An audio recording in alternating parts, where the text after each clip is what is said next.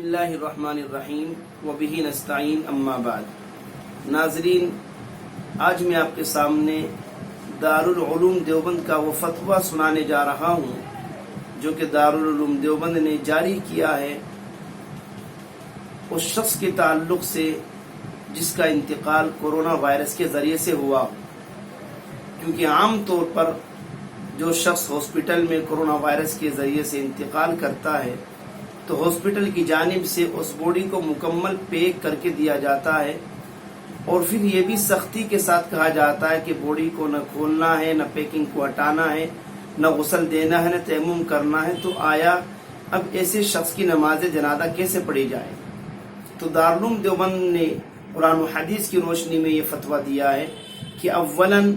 Hospital کے عملے سے یہ بات کہی جائے کہ WHO کی جانب سے جو بات کہی گئی ہے وہ یہی ہے کہ اگر کورونا وائرس کے ذریعے سے مرنے والے شخص کو چھوا جائے اور اس کو غسل وغیرہ دیا جائے تو غسل دینے والوں کو اس سے کسی قسم کے انفیکشن کا اندیشہ نہیں ہے۔ اگر وہ تب بھی نہیں مانتے ہیں تو کوشش کی جائے اور ان سے کہا جائے کہ یا تو آپ ہمیں اجازت دیں کہ ہم ہاسپٹل میں آ کر ہی اپنے میت کو غسل دے دیں، یا آپ خود غسل دے دیں۔ اگر وہ اس کے لیے بھی تیار نہ ہو تو علاقے کے بااثر و رسوخ حضرات کے ذریعے سے مکمل کوشش کی جائے، اور WHO کی جانب سے جو اصول بیان کیا گیا ہے، جو رول بیان کیا گیا ہے، وہ ان کے سامنے رکھا جائے، اور کوشش کی جائے کہ پیکنگ سے پہلے تیمم کرا دیا جائے۔ اگر تیمم کی بھی اجازت نہیں ہے اور ہمیں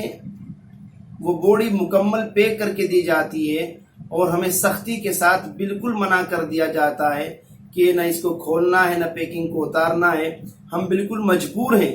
ہم اس کو نہ غسل دے پا رہے ہیں، نہ تیمم کرا پا رہے ہیں، تو اب ایسا نہیں کہ اس کو ایسے ہی دفن کر دیا جائے، بلکہ نماز جنازہ ادا کی جائے گی۔ البتہ